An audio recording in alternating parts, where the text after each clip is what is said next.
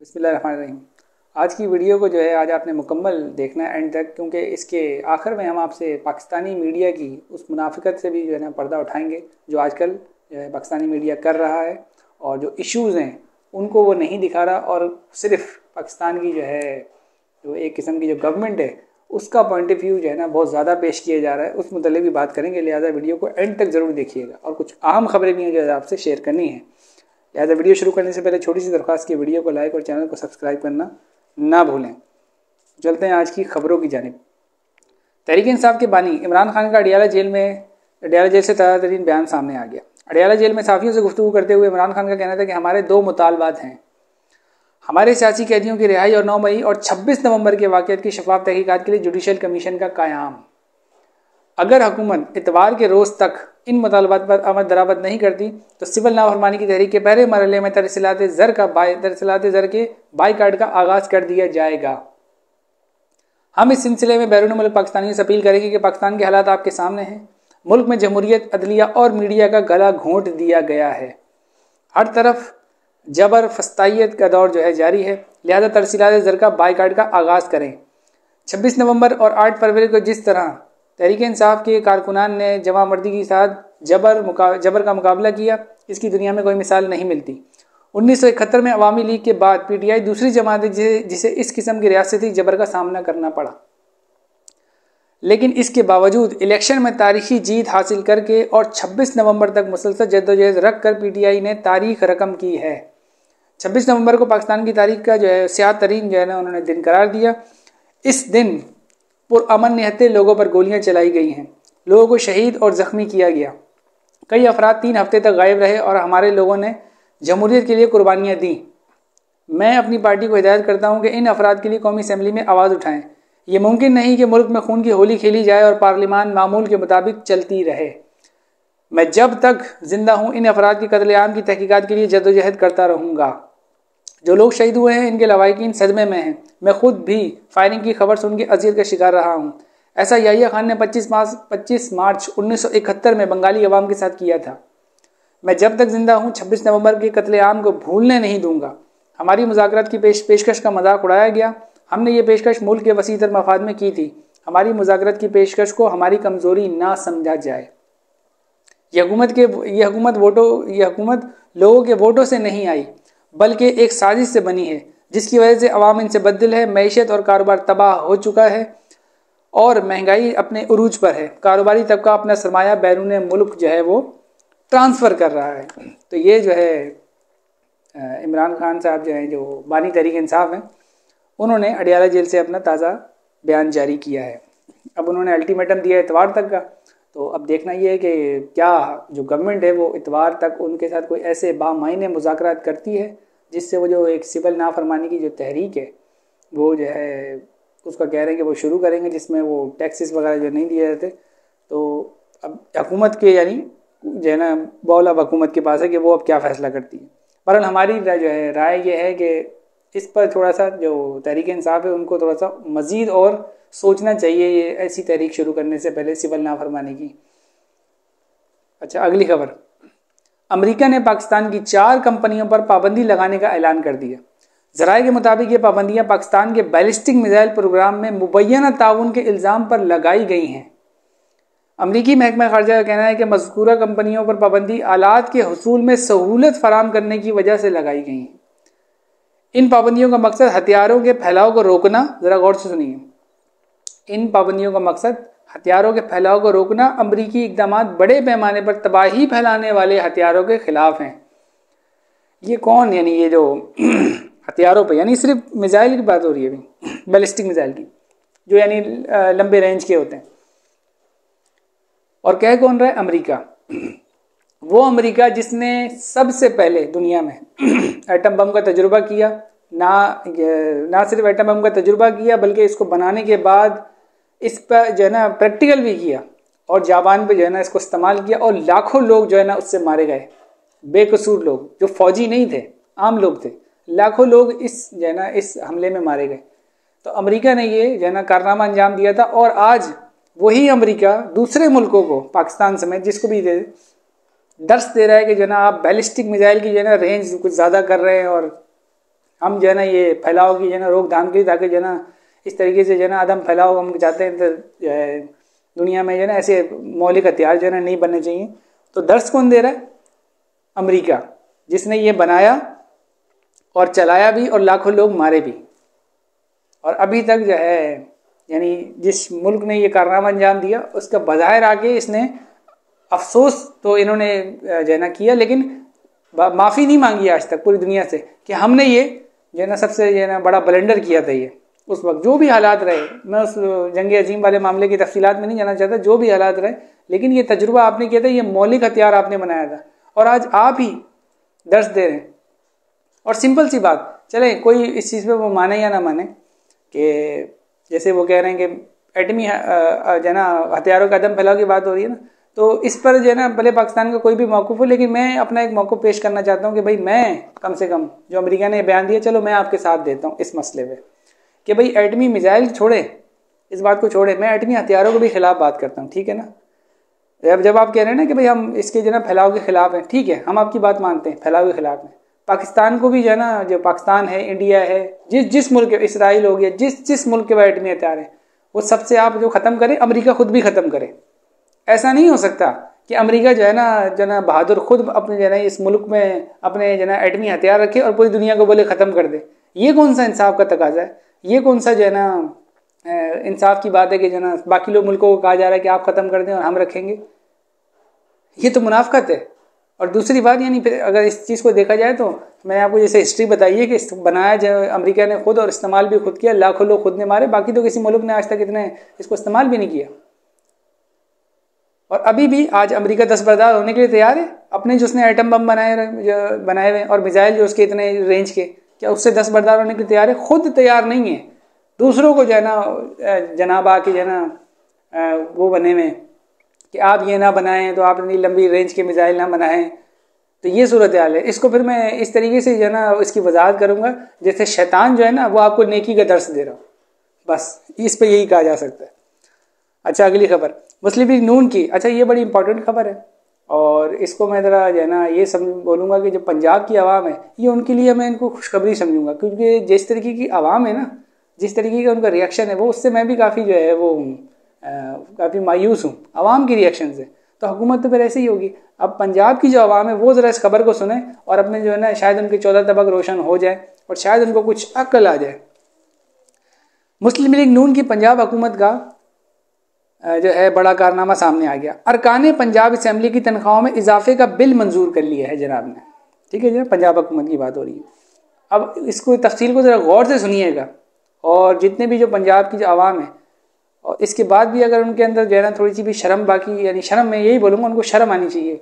मैं किसी यानी ये नहीं बोल रहा कि वहाँ कोई भी कौम बसती हो, पंजाबी, सराइकी, बलोची, कोई भी बसते हो, मैं ओवरऑल पंजाब की पूरी बात कर रहा हूँ, जो भी वहाँ पे बसता है, क्योंकि वहाँ की असम्बली ने बिल मंजूर किया है ना, जो भी वहाँ बसता है। तो मैं बोलूँगा आपको खुद सोचना चाहिए इस बारे में कि आपकी ऊपर जो हुकूमत मुसल्लत है उसने क्या कारनामा अंजाम दिए, और इस पर अगर आप बोल भी नहीं सकते ना तो फिर शर्म से डूबी मरे, सीधी सी बात ये। मैं किसी कौम का नहीं, यानी पूरी जो वहाँ जो भी आबादी पंजाब में बसती है उसकी पूरे उनके बारे में बात कर रहा हूँ। अच्छा, बिल जो है मंजूर किया जिसके मुताबिक अब एक रुकने पंजाब असम्बली की जिसकी तनख्वाह पहले 76,000 रुपये थी, ज़रा नोट कीजिएगा कितनी, पंजाब असम्बली का जो एक MP था उसकी तनख्वाह कितनी थी, 76,000 रुपये, अब इसको बढ़ाकर 4 लाख कर दिया गया है। इजाफा समझ आया आपको कि गरीब का इजाफा कितना होता है और इनका इजाफा कितना होता है। अरकान असम्बली का 76,000 से बढ़ाकर चलो 1 लाख कर दिया जाए, नहीं 2 लाख, नहीं 3 लाख, नहीं 4 लाख डायरेक्ट, ऐसे इजाफा होता है। आगे सुनिए, अभी कहानी खत्म नहीं हुई है। सूबाई वुज़रा की तनख्वाह 1 लाख से बढ़ाकर 9,60,000 रुपये कर दी गई है। मेरे ख्याल है होना नाम आया जी, कितनी, 1 लाख से बढ़ाकर 9,60,000 इजाफा। देखें, आप सुनते जाएं, अभी आपके लिए जो है ना और नमक रखा हुआ है, आवाम के जख्मों के लिए और भी नमक है। अच्छा, स्पीकर पंजाब असम्बली की तनख्वाह 1 लाख से जो है ना 1,25,000 से बढ़ाकर 9,50,000 कर दी गई है। डेप्यूटी स्पीकर की जो है ना पंजाब असम्बली जो है उनकी तनख्वाह 1,20,000 से बढ़ाकर 7,75,000 कर दी गई है। पार्लियामान के जो है पार्लियामानी सेक्रेटरी, इनकी तनख्वाह 83,000 से बढ़ाकर 4,51,000 कर दी गई है।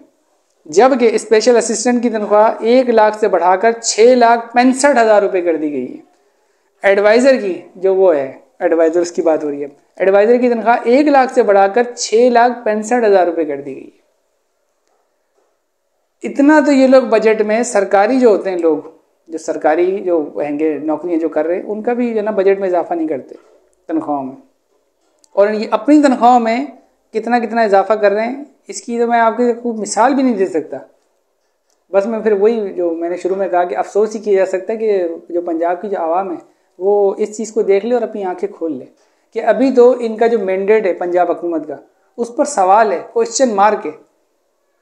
इस इलेक्शन पे जो 2024 जो हुआ है, इस पर अभी भी क्वेश्चन मार्क है।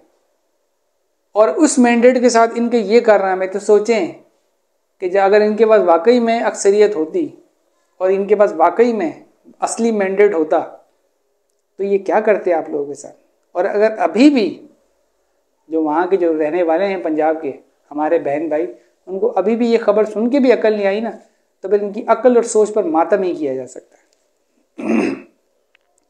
अच्छा, अगली खबर। तहरीक इंसाफ के रहनुमा शेर अफजल मरवत का कहना है कि हुकूमत के कुछ लोग मुज़ाकरात करने में संजीदा नज़र नहीं आते। हमें खदशा है कि अलकादिर यूनिवर्सिटी वाले केस में भी ये लोग इमरान खान को सज़ा सुनाएंगे। वाज़ेह है कि अलकादिर केस में अदालत ने फैसला महफूज कर रखा है जो पीर के रोज़ सुनाए जाने का इम्कान है। तो शेर अफजल मरवत साहब को हम ये कहेंगे कि आपको खदशा है कि सुनाएंगे? ओ भाई, सबको पता है सुनाएंगे, आपको किस बात का खदशा है? सबको पता है कि इसमें उनको सज़ा सुनाई जाएगी, बिल्कुल सुनाई जाएगी।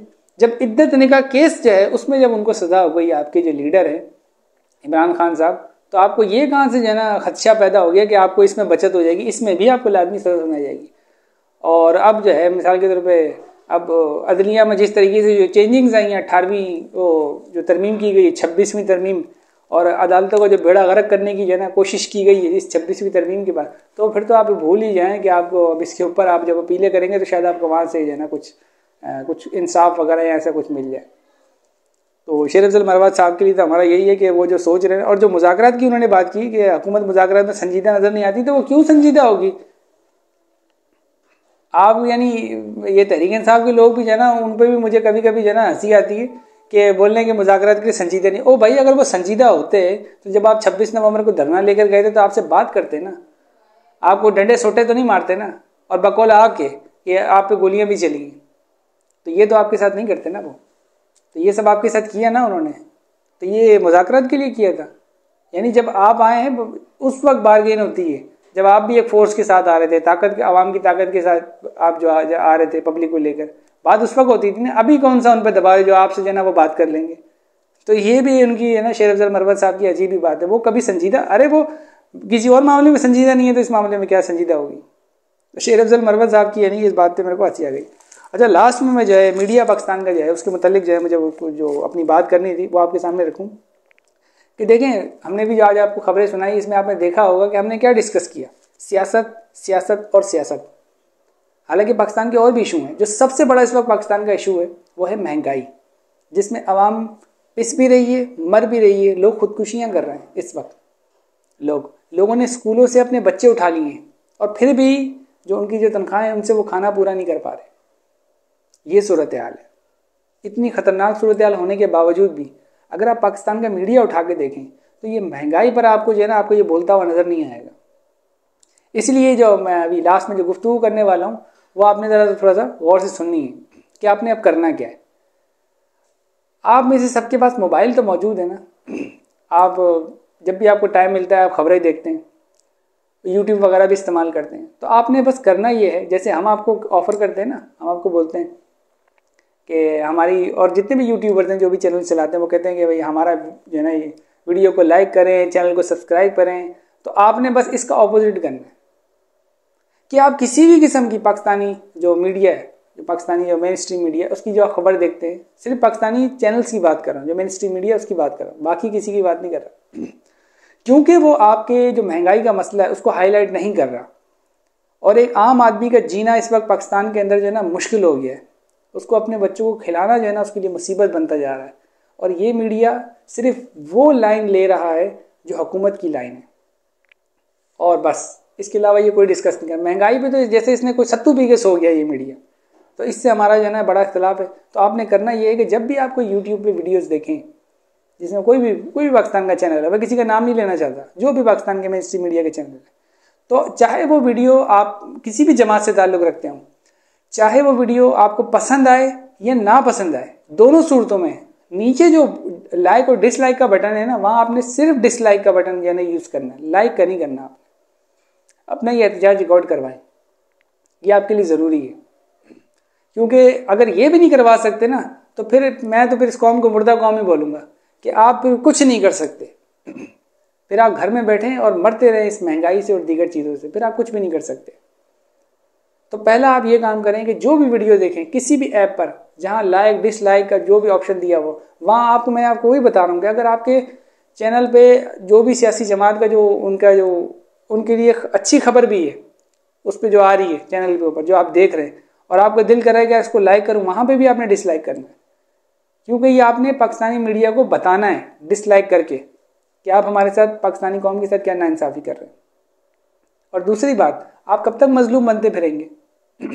जैसे मैंने आपको भी ये हल बताया कि आप ये काम करें, अपना एहतजाज रिकॉर्ड करवाएं ना।